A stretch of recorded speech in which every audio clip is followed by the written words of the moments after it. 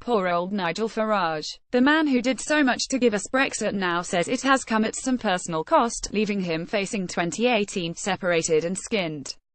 Which is an amazing coincidence, given that's where his efforts will probably leave the nation, too. But dry those crocodile tears, everyone, because outside the Farage family this hasn't been half as awful a year as it sometimes looked.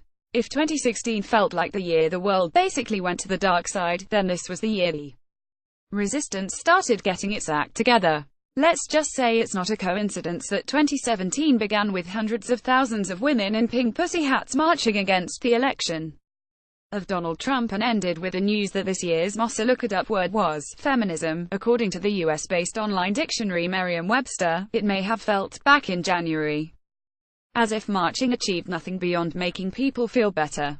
But, in retrospect, it looks like the beginning of something, a backlash against the backlash, or determination not to let woman-hatting and race-baiting politics take hold without a fight. Trump's victory shocked even high-achieving American women into realizing that they hadn't come nearly as far as they thought, because if admitting to sexual assault and being endorsed by the KKK doesn't disqualify a man from high office, then clearly the battle for equality is very much not over. Sometimes, it turns out, just leaning in isn't enough.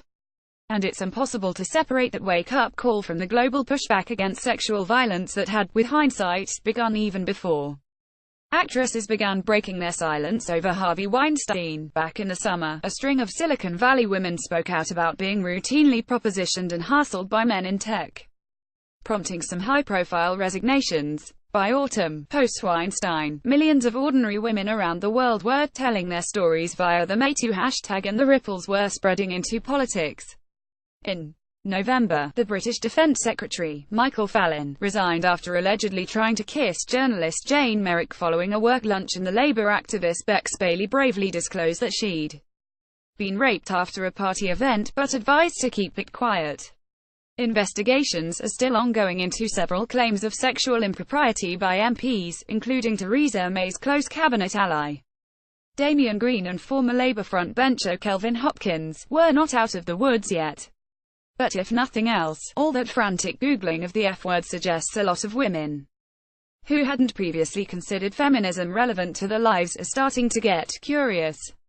By autumn, post-Weinstein, millions of ordinary women around the world were telling their stories via the #MeToo hashtag, and the ripples were spreading into politics over here. Meanwhile, the Oxford Dictionaries picked youthquake as its word of the year. Alright, so it's a word literally nobody uses in real life. But it captures something of what happened this spring, when an overconfident Theresa May called a snap election to consolidate her grip on power.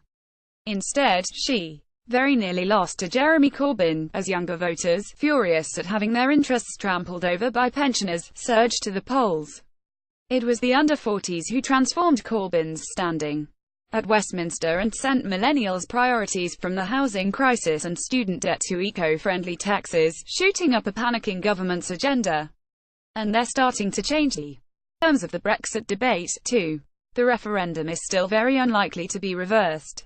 But the fact that so many younger voters obviously didn't fancy the hard Brexit on offer has boosted the confidence of Remainers in all parties. Now, some Labour shadow ministers are pushing Corbyn, a lifelong Eurosceptic who campaigned only reluctantly for Remain, towards a softer form of Brexit, or maybe even to back a second referendum.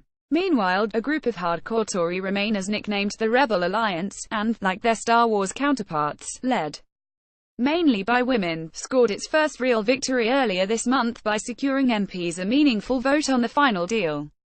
It would be pushing it, frankly, to say we're ending the year on a high. Money's still painfully tight for many people, and the number sleeping rough in a freezing December has become a very tangible sign of everything that's still wrong with this country. After Manchester, London Bridge and the murder of a policeman on Parliament's doorstep, nobody needs reminding of the terrorist threat hanging over us.